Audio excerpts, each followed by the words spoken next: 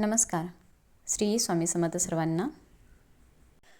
उद्या येत्या 13 जानेवारीला म्हणजेच मंगळवारी आलेली आहे भोगी. मकर संक्रांतीचा सण हा एकूण 3 दिवस साजरा केला जातो आणि या संक्रांतीच्या एक दिवस अगोदर म्हणजेच भोगी हा सण साजरा केला जातो. भोगी या दिवशी घरोघरी भोगीची भाजी बनवून तीळ मिश्रित बाजरीची भाकरी बनवली जाते आणि त्याचा नैवेद्य हा देवांना दाखवला जातो. तर या भोगीच्या भाजीला खेंगट असे देखील म्हटलं जातं आणि या नैवेद्याचं खूप मोठं धार्मिक महत्त्व आहे. तर या दिवशी आपण तीळ मिश्रित भाकरी बाजरीच्या भाकरीला तीळ लावून आपण भाकरी बनवतो. भोगीची भाजी बनवून त्याचा नैवेद्य हा देवांना दाखवला तर आपल्या जीवनातील सर्व वाईट भोग कर्मांचा नाश होत असतो आणि आपल्या सर्व इच्छा मनोकामना ह्या पूर्ण होतात. म्हणून या दिवशी घरोघरी भोगी हा सण अगदी आनंदाने आणि उत्साहाने साजरा केला जातो. तर या दिवशी खास करून इंद्रदेवाची आठवण काढली जाते. वर्षानुवर्षे आपल्या शेतात भरभरून अशी पिकं यावी यासाठी मनोभावे इंद्रदेवाला प्रार्थना केली जाते. तर भोगी हा दिवस इतका महत्त्वाचा मानला जातो की या दिवशी स्वर्गाचे दारेसुद्धा उघडतात. धार्मिक दृष्टीने भोगी हा सण अतिशय महत्त्वाचा असल्यामुळे या दिवशी काही प्रभावी उपाय आणि सेवासुद्धा केल्या जातात. तर आज आपण व्हिडिओमध्ये तुम्हाला एक अतिशय प्रभावी असा उपाय सांगणार आहे. मंगळवार भोगीच्या दिवशी तुम्ही भोगी नाही केली तरी पण चालेल, पण प्रत्येक आईने मुलांसाठी एक दिवा असा लावायचा आहे की हा दिवा लावल्याने मुलांचे सर्व दोष, संकट, विघ्न, अडचणी नष्ट होऊन अभ्यासात प्रगती, नोकरीत भरभरून यश मिळेल. तर मुलांची प्रत्येक इच्छा ही पूर्ण होईल. तर असा हा दिवा आईने मुलांसाठी कुठे लावायचा आहे आणि कोणत्या वेळेत हा उपाय करायचा आहे याबद्दलची संपूर्ण माहिती आजच्या व्हिडिओमध्ये बघणार आहोत. तर व्हिडिओ कुठेही स्किप न करता शेवटपर्यंत नक्की बघा आणि नवीन असाल चॅनल होते तर चॅनलला लगेच सबस्क्राईब करा. कमेंटमध्ये श्री स्वामी समर्थ लिहायला विसरू नका. 13 जानेवारी मंगळवारी भोगीच्या दिवशी करायचा आहे. भोगीच्या दिवशी हा उपाय तुम्ही सकाळी किंवा संध्याकाळी करायचा आहे. सकाळी हा उपाय तुम्ही करणार असेल तर सकाळी 9:30च्या अगोदरच तुम्हाला हा एक दिवा मुलांसाठी लावायचा आहे आणि जर सकाळी नाही शक्य झालं तर संध्याकाळी तुम्ही 6 वाजल्यापासून ते 9:30 वाजेपर्यंत, रात्री 9:30 वाजेपर्यंत हा दिवा मुलांसाठी तुम्हाला लावायचा आहे. हा उपाय तुम्ही प्रत्येक आईने आपल्या मुलांच्या उज्ज्वल भविष्यासाठी करायचा आहे, मुलांच्या प्रगतीसाठी करायचा आहे. तुम्हाला हा जो दिवा आहे तर हा लावायचा आहे अगदी लहान मुलांपासून ते मोठ्यांपर्यंत सर्व मुलांसाठी हा उपाय तुम्हाला करायचा आहे.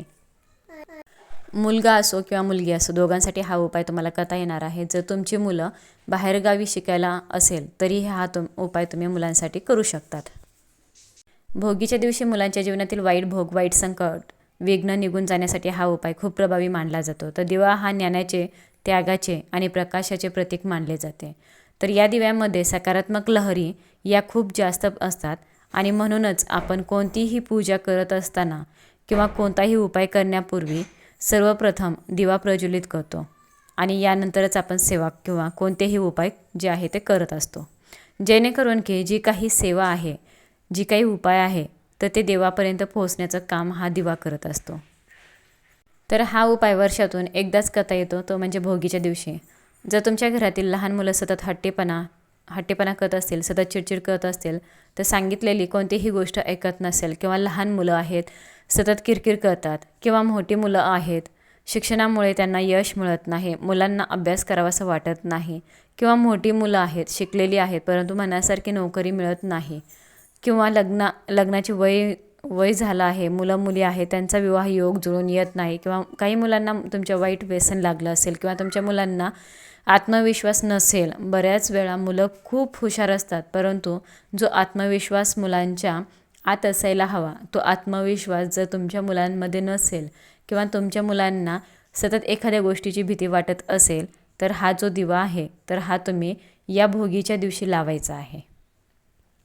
दिवा हा तुम्ही सकाळी किंवा संध्याकाळी लावायचा आहे. सकाळी 9:30च्या आत आणि संध्याकाळी असेल तर 6 वाजल्यापासून रात्री 9:30 वाजेपर्यंत हा दिवा लावण्याचा प्रयत्न करायचा आहे. कारण या वेळेला सकारात्मक लहरी या खूप जास्त प्रमाणामध्ये सक्रिय असतात. म्हणून आपण सुद्धा देवघरातील देवांची पूजा सकाळी आणि संध्याकाळी करत असतो. म्हणून हा उपाय देखील आपल्याला त्याच वेळेमध्ये करायचा आहे.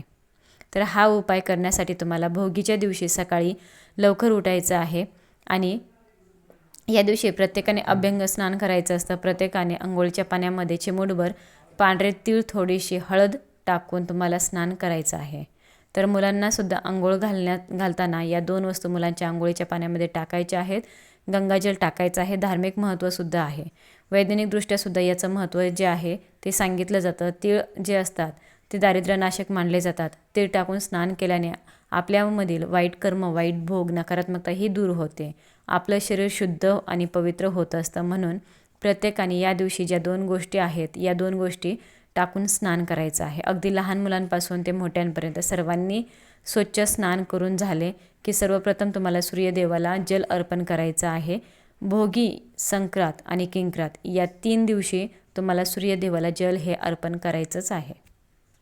संक्रांतीला प्रथमतः सूर्यदेवाचीच पूजा केली जाते. सूर्यदेवाला जल अर्पण करायचं आहे. जल अर्पण करत असताना त्यामध्ये तुम्हाला काळे तीळ किंवा पांढरे तीळ टाकून हे जल अर्पण करायचं आहे. यानंतर तुमच्या देवघरातील देवांची विधिवत तुम्हाला पूजा करून घ्यायची आहे. या दिवशी देवांना स्वच्छ स्नान घालायचं आहे. धूप, दीप, अगरबत्ती लावून वातावरण प्रसन्न करायचं आहे आणि हा उपाय करायचा आहे.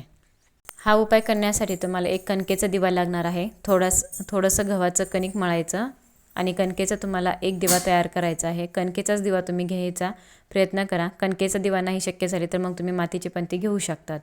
आता कणकेचा दिवा बनवत असताना त्यामध्ये थोडीशी हळदसुद्धा टाकायची आहे. थोडासा पिवळसा रंग दिव्याला येईल एवढी हळद तुम्हाला त्या कणकेमध्ये टाकायची आणि त्याचा एक दिवा तुम्हाला तयार करायचा आहे. यानंतर काय करायचं, हळद, कुंकू आणि पाणी मिक्स करून एका प्लेटमध्ये तुम्हाला स्वस्तिक काढायचं आहे.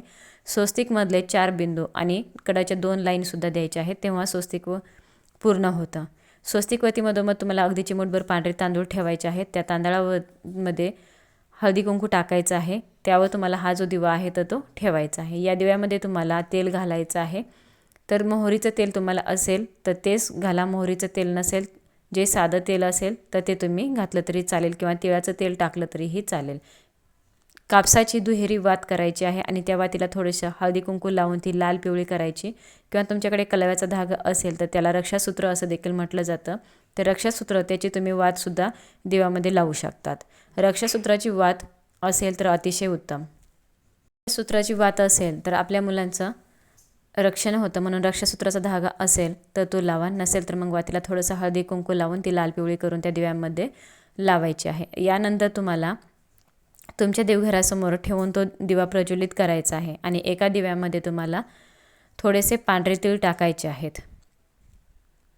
5 काळी मिरी टाकायचे आहेत. जे काळी मिरी आपण स्वयंपाकघरात वापरतो ते 5 काळी मिरी तुम्हाला दिव्यामध्ये टाकायचे आहे. यानंतर दिव्याला हळदी कुंकू, अक्षदा, फूल अर्पण करायचं आहे. धूपदीप, अगरबत्ती ओवाळून घ्यायची आहे आणि यानंतर हा दिवा तुम्हाला तुमच्या मुलांवरून ओवाळून घ्यायचा आहे. ज्या प्रकारे आपण मुलांचं औक्षण करतो तसेच तुम्हाला मुलांच्या कपड्यावरती गंध लावून हा जो दिवा आहे तर हा दिवा मुलांवरून ओवाळून घ्यायचा आहे. पुन्हा आपल्या देवघरामध्ये तुम्हाला हा जो दिवा आहे तर हा ठेवून द्यायचा आहे आणि यानंतर तिथेच तुमच्या देवघरासमोर बसून तुम्हाला एक वेळा हनुमान चालीसाचं पठण करायचं आहे. जर तुमची मोठी मुलं असतील, त्यांना वाचता लिहिता येत असेल तर त्यांच्याकडून तुम्ही पठण करून घ्यायचा प्रयत्न करा. जर येत नसेल तर आईवडिलांनी ही सेवा केली तरी सुद्धा चालेल. यानंतर दुसऱ्या दिवशी हा दिवा उचलून एखाद्या मोठ्या झाडाखाली नेऊन ठेवायचा आहे. तिथे पक्षी असणारे कीटक मग येऊन तो दिवा खाऊन जातील. तर असा हा उपाय तुम्हाला उद्या करायचा आहे मुलांच्या प्रगतीसाठी. मुलांवरती संकट विघ्न येणार नाही. तर हा उपाय उद्या नक्की करा आणि जास्तीत जास्त लोकांपर्यंत व्हिडिओ शेअर करा. धन्यवाद. श्री स्वामी समर्थ.